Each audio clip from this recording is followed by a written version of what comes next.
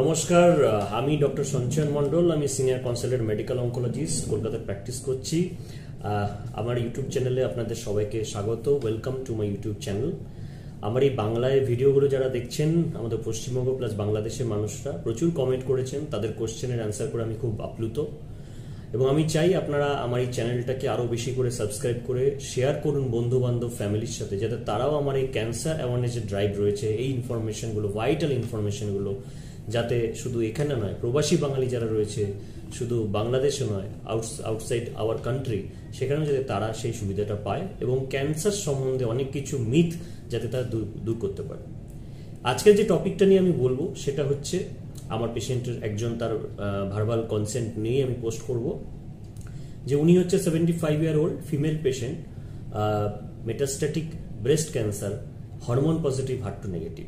তার আগে আমি জাস্ট একটা শর্ট ইন্ট্রোডাকশন দেব যে এখন CDK4 ইনহিবিটার্স একটা one type of targeted therapy এই hormone positive HER2 negative breast ক্যান্সারে কিরকম রিভলিউশনাইজ করে দিয়েছে, যার ফলে পেশেন্টের সার্ভাইভাল ও দারুণভাবে বেড়ে গেছে এবং patient good quality of life maintain করছে জাস্ট ওরাল মেডিকেশনের জন্য। আপনারা হয়তো অনেকেই ক্যান্সার ডায়াগনোসিস হলে ভয় পেয়ে যান, ভাবেন যে ইনজেকশনে কেমোথেরাপি নিতে হবে, তার জন্য অনেকেই পিছুপা হয়ে যান। হয়তো দেখা গেল সে 6 থেকে 8 মাস বাদে আমাদের কাছে আসছে, যখন আরও অ্যাডভান্সড, আরও যখন কষ্ট পাচ্ছে পেশেন্ট, তার ফ্যামিলি তখন তাকে নিয়ে আসছে। ওয়ারাস এই hormone positive HER2 negative breast cancer, যেখানে আমরা শুধু ট্যাবলেটের মাধ্যমে আমরা ট্রিটমেন্ট করছি, পেশেন্টের কোয়ালিটি অফ লাইফ মেনটেন হচ্ছে, পেশেন্ট ডিজিজ ফ্রি থাকছে অনেক দিন অবধি, even heavy burden of disease যাদের আছে। আসুন আজকের এই ভিডিওটা তাদেরকে নিয়ে স্টার্ট করা যাক। প্রথমে জানা যাক যে এই যে আমাদের যে ব্রেস্ট ক্যান্সার, আমি বলেছি এর আগে আমার ব্রেস্ট ক্যান্সার ভিডিওতে, যে ওয়েস্ট বেঙ্গল বা ইন্ডিয়াতে শুধু নয়, আমাদের ওয়েস্টার্নাইজ কান্ট্রিতে ব্রেস্ট ক্যান্সার ফিমেলদের একটা নাম্বার 1 পজিশনে রয়েছে। সো সেই জন্য নতুন কেস বা ইনসিডেন্স ওয়াইজ এবং মর্টালিটি, যে পেশেন্ট যে ডিজিজে মারা যায় তার ক্ষেত্রে এটা অনেক বেশি হাই রেট। এবং যত ব্রেস্ট ক্যান্সার পেশেন্ট রয়েছে তার মধ্যে কিন্তু 70% কিন্তু হরমোন পজিটিভ ব্রেস্ট ক্যান্সার। তো সেই জন্য হরমোন পজিটিভ ব্রেস্ট ক্যান্সারের প্রিভ্যালেন্স ও ইনসিডেন্স সব থেকে বেশি। তো এই পেশেন্ট যখন এদের অ্যাভারেজ এজ হচ্ছে অ্যারাউন্ড 70 ইয়ার্স, যখন hormone positive HER2 negative, this are actually marker of breast cancer studies, যখন আমরা ব্রেস্ট ক্যান্সার বায়োপসি করি কোনো পেশেন্টের, তখন এই স্পেসিফিক কিছু মার্কার্স আমাদের ম্যান্ডেটরি থাকে। হরমোন রিসেপ্টার্স এক্সপ্রেশন, ER/PR এবং HER2 নিউ এক্সপ্রেশন, এইগুলো আমরা করে ডিজিজের অ্যাগ্রেসিভনেস এবং ডিজিজের যে টার্গেটেড থেরাপি তার কি হবে সেটা নির্ধারিত করি। যদি আমরা HER2 পজিটিভ ব্রেস্ট ক্যান্সার পাই, তার একটা আমি আলাদা ভিডিও বানাবো যে HER2 পজিটিভ ব্রেস্ট ক্যান্সারে এখনকার যুগে কি নতুন ট্রিটমেন্ট এসছে। আজকে আমি ফোকাস করছি hormone positive HER2 negative breast cancer.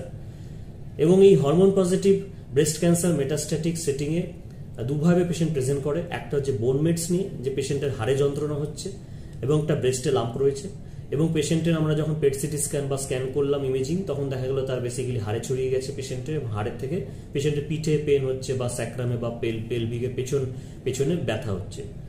এবং এই বোন মেটসের জন্য আমরা প্যালিয়েটিভ রেডিয়েশন ইউজ করে থাকি to relieve the patient from pen.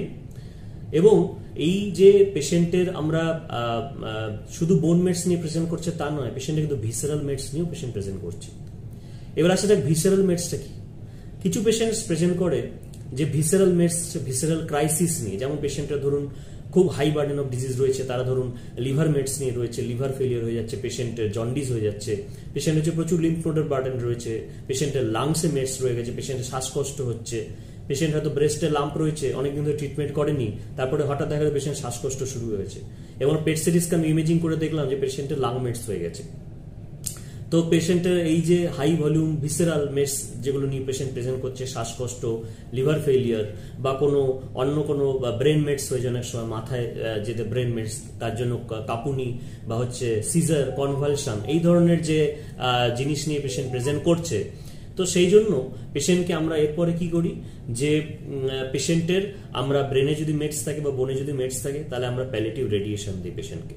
পেশেন্টের প্যালিয়েটিভ রেডিয়েশন দিয়ে ব্রেনে মেটস থাকলে তার যে সিমটোমেটিক প্রবলেম হচ্ছে সেটা থেকে রিলিভ করা হয়, মেডিকেল ডিকম্প্রেসিভ থেরাপি দেওয়া হয়, লাংমেটস যদি থাকে তার জন্য অক্সিজেন নেবুলাইজেশন, স্টেরয়েডস এই ধরনের সাপোর্টিভ কেয়ার দেওয়া হয়। এবং পেশেন্টের যে লিভার মেটস থাকে তাহলে আমরা সেই ডাইরেক্টেড থেরাপি, লিভার প্রোটেক্টিভ কিছু মেডিসিনস দিই। এইবার আমরা যে CDK4 ইনহিবিটরস যেটা বলছি, এইটা কেন এত পপুলার হয়ে গেল? তার প্রথম আসা যাক যে পজিটিভ যে পেশেন্টস গুলো রয়েছে তাদের ক্ষেত্রে আমরা যেহেতু ইস্ট্রোজেন রিসেপ্টর পজিটিভ পেশেন্টের মেটাস্ট্যাটিক ব্রেস্ট ক্যান্সার আসছে, বি এটা ভিসরাল মেটস, বি এটা বোন মেটস, আমরা কিন্তু প্রথমে এর আগে এক যুগ আগে 10 ইয়ার্স এগো আমরা কিন্তু শুধু হরমোনাল থেরাপি দিতাম। মানে আমাদের কাছে যেমন ছিল ফুলভেস্ট্রেন, লেট্রোজোল, অ্যানাস্ট্রোজোল, ট্যামোক্সিফেন যদি প্রিমেনোপজাল পেশেন্টস হতো, এই ধরনের হরমোনাল থেরাপি আমরা ইউজ করতে অভ্যস্ত ছিলাম। এবং এর ক্ষেত্রে কি প্রবলেম দেখা দিল, বেশ কিছুদিন ইউজ করার পর দেখা দিল প্রাইমারি রেজিস্ট্যান্স এবং সেকেন্ডারি রেজিস্ট্যান্স দেখা দিল। যে হরমোন থেরাপি বহুদিন ধরে নিতে নিতে হরমোনের ভেতর যে রিসেপ্টার্স গুলোর ওপর, টিউমার সেলস এর ওপর যে মেডিসিনস গুলো কাজ করছে, মিউটেশনাল চেঞ্জেস এর জন্য সেই রিসেপ্টার্স গুলো চেঞ্জ হয়ে যায়। তার ফলে কি হয়, টিউমার মারার জন্য আমরা যে হরমোনাল থেরাপি গুলো দিচ্ছি সেগুলো আর কাজ করছে না। তার ফলে পেশেন্টের ডিজিজ প্রোগ্রেশন হচ্ছে। যদি 1 বছরের মধ্যে হয় তাহলে তাকে আমরা বলে থাকি জেনারেলি প্রাইমারি রেজিস্ট্যান্স, 1 বছরের ওপর যদি হয়ে থাকে তাহলে এটা সেকেন্ডারি রেজিস্ট্যান্স। এবং মেটাস্ট্যাটিক সেটিং এ এই ডিউরেশনটা আরো কম। তো এই যখন হরমোনের রেজিস্ট্যান্স আসলো পেশেন্টের মেটাস্ট্যাটিক ব্রেস্ট ক্যান্সারে, তখন আমাদের সায়েন্স আবার নতুনভাবে ভাবতে শুরু করলো। এবং তখন এই আমরা টিউমার সেলসের যে আমাদের সেল সাইকেল, আমরা বায়োলজিতে সবাই সেল সাইকেল পড়েছি, যে G1, G2 phase, G0 phase এবং M ফেজ। তো এই যে আমাদের ফেজগুলো রয়েছে তার মধ্যে সেল সাইকেল গ্রোথ যাতে বন্ধ করা যায় তার জন্য আমাদের নতুন মেকানিজম অফ অ্যাকশনে CDK4 ইনহিবিটর, যেটা সেল সাইকেল একটা পার্ট, সেইটা একটা স্পেসিফিক ইনহিবিটরস ইউজ করা হলো along with the hormonal therapy, নালে মানে ফুলভেস্ট্রেন বা লেট্রোজোল, অ্যানাস্ট্রোজোল, এক্সিমিস্টেন্স এগুলোর সাথে। এবং তাতে দেখা গেল যে পেশেন্টসের remarkable response, quality of life improvement এবং প্রোগ্রেসিভ সার্ভাইভাল এবং ওভারঅল সার্ভাইভাল খুব ভালো হলো। এবং এই যে আমার পেশেন্টস রয়েছে 75 ইয়ার ওল্ড, 75 বছরের বয়স্ক যিনি পেশেন্টস, তিনি প্রথমে যখন প্রেজেন্ট করে পেশেন্টের শ্বাসকষ্ট ছিল, আইসিইউতে ছিল, পেশেন্ট অক্সিজেন ছাড়া হাঁটতে চলতে পারতো না, একটা সেন্টেন্স ফুল বলতে পারতো না, এতটা ওনার শ্বাসকষ্ট ছিল। আমরা প্রথমে ওনাকে মাইল্ড ডোজ কেমোথেরাপি দিয়ে ট্রাই করা হয়েছিল যতক্ষণ ওনার বায়োপসি রিপোর্টটা না আসছিল। তারপরে যখন আমাদের বায়োপসি রিপোর্ট চলে আসে ERPR পজিটিভ, HER2 নেগেটিভ, তখন আমরা কিন্তু ওনাকে CDK4 ইনহিবিটর তার সাথে আমরা হরমোনাল এজেন্ট কম্বিনেশন থেরাপিতে দেই। এবং হাড়ে যেহেতু মেটস ছিল ওনাকে হাড় প্রোটেক্টিভ ডেনোসুম্যাব ইনজেকশন, র্যাঙ্ক এল ইনহিবিটরস দেওয়া হয়। এবং আজকে প্রায় ওনার 2 বছর কমপ্লিট হয়ে গেছে ট্রিটমেন্টের। ওনার মুখ থেকে শুনবেন যে পেশেন্ট কতটা রিমার্কেবল ইমপ্রুভ করেছে। পেশেন্ট এখন নিজে নিজে ঘরে কিন্তু রান্নাও করছে। তা আমাদের এই মেডিকেল অঙ্কোলজির যে ট্রিটমেন্ট তাতে কিন্তু ফার্স্ট টার্গেট হচ্ছে পেশেন্টের, মেটাস্ট্যাটিক পেশেন্টের, যেটা কিউরেবল নয়। পেশেন্ট অ্যাটেন্ডেন্টকে আমরা যখন বোঝাই তারা একটু মোরালি ডাউন হয়, পেশেন্টও হয়তো শুনলে মোরালি ডাউন হতে পারে। কিন্তু আমরা যেটা সবসময় পেশেন্টকে বোঝাই যে পেশেন্টের কোয়ালিটি অফ লাইফটা কিন্তু ভেরি ইম্পর্টেন্ট। হাঁটা চলা করা, নিজে খাওয়া, নিজে স্নান করা, টয়লেট অবধি নিজে চলে যাওয়া, নিজের কাজ নিজেকে গুছিয়ে নেওয়া, এটা কোয়ালিটি অফ লাইফ। এর উপর বেস করে বুঝতে পারি যে পেশেন্টের কি করা উচিত। যখন আমাদের CDK4 ইনহিবিটরস আবিষ্কার হয়নি তখন কেমোথেরাপি হাই ভলিউম ডিজিজে দেওয়া হতো এবং তাতে এই বয়স্ক পেশেন্টদের ক্ষেত্রে অনেক বেশি টক্সিসিটি দেখা যায়। এবং আজকে এই CDK4 ইনহিবিটরস আমরা কিন্তু খুব কমফোর্টেবলি ইউজ করেছি অ্যালং উইথ হরমোনাল থেরাপি, এবং প্রত্যেকটা পেশেন্টসকে কিন্তু দেখেছি তাদের খুব ভালো রেসপন্স পেয়েছি। CDK4 ইনহিবিটরস যেটা আমরা বললাম, 3 ধরনের CDK4 ইনহিবিটরস আমাদের ইন্ডিয়াতে অ্যাপ্রুভ।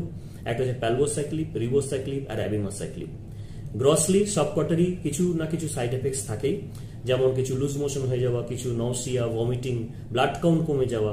বেশ কিছু ড্রাগসে যেমন হচ্ছে লুজ মোশন হয় প্রচুর, কিন্তু কিছু পেশেন্টসের যেমন CNS পেনিট্রেশন ভালো, যাদের ব্রেন মেটস রয়েছে তাদের ক্ষেত্রে এগুলো ভালো দেওয়ার সম্ভাবনা থাকে এবং তাদের ক্ষেত্রে ভালো কাজ করে। তো এই ধরনের হাই ভলিউম ডিজিজ যখনই থাকছে তখনই কিন্তু আমরা এই পেশেন্টসের এখন ডাটাতে বলছে যে বোন মেটস হোক বা ভিসেরাল মেটসের পেশেন্ট যদি ভিসেরাল ক্রাইসিসেও থাকে তাহলেও কিন্তু এই ওরাল ট্যাবলেট আমরা যদি ইউজ করি CDK4 ইনহিবিটর তার সাথে হরমোনাল থেরাপি, সেটা কিন্তু খুব প্রম্পট কাজ করে এবং পেশেন্ট কিন্তু সিমটোমেটিক রিলিফ দেয়। এবং আজকের এই পেশেন্টটি যার ভার্বাল কনসেন্ট নিয়ে আমি বানিয়েছি, ওনার কনসেন্ট নিয়ে, ওনার ফ্যামিলির কনসেন্ট নিয়ে, উনি কিন্তু ভিডিওতে আপনাকে তাই বলবেন। আসুন তার কাছ থেকে শুনে নেওয়া যাক। আপনাদের মধ্যে যারাই এরকম hormone positive, HER2 negative breast cancer, metastatic breast cancer হয়তো অন্য দেশে রয়েছেন বা আমাদের ইন্ডিয়ার অন্য প্রান্তে রয়েছেন, ওয়েস্ট বেঙ্গলে নেই, তারাও যদি কোনো রকম প্রশ্ন থাকে প্লিজ আমাকে নিচে কমেন্ট সেকশনে জানাবেন। আর অবশ্যই আমার এই ভিডিওটা এত কষ্ট করে বানানো শেয়ার এবং করবেন ফ্রেন্ডদের সাথে, ফ্যামিলির সাথে, যাতে তারাও আমার এই ইনফরমেশনটা তাদের কাছে পৌঁছায়। এটাই আমার টার্গেট। আজকে এটুকুনি রাখছি। নমস্কার, ভালো থাকবেন, সুস্থ থাকবেন।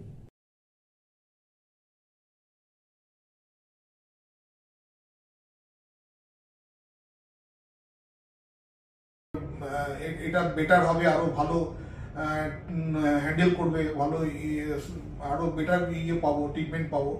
ডক্টর সঞ্চয় মণ্ডলকে উনি রিকোয়ারমেন্ট করলেন এবং ওনার ট্রিটমেন্টে আমার মা খুব ভালোভাবেই এখন সুস্থভাবে হেঁটে চলে বেড়াচ্ছে বাড়িতে, নিজের কাজটা নিজে করে নিচ্ছে, আয়া রাখতে হচ্ছে না, বাথরুম পায়খানা নিজেই করতে পারে, হাঁটা চলা, সিঁড়ি ভাঙছে পর্যন্ত, মানে 3 তলা 4 তলা সিঁড়ি ভাঙছে। এই এমন একটা জায়গাতে মানে ডাক্তারের অশেষ মানে কি বলবো প্রচেষ্টাতে মা ওই জায়গায় পৌঁছে গেছে। এইটা ডাক্তারকে থ্যাঙ্কস জানাবো। প্রথমে যখন এসেছিলাম তখন আমি কিছু খেতে পারতাম না, কিচ্ছু লিকুইড ছাড়া কিছু খেতাম না, বমি করতাম। একটু কিছু খেলেই না, কিছু জিনিস খাওয়া জিনিস দেখলি আমার বমি এসে পড়তো। কিন্তু এখন যেখানে এসে দাঁড়িয়েছি আমি ভীষণ খুশি, মানে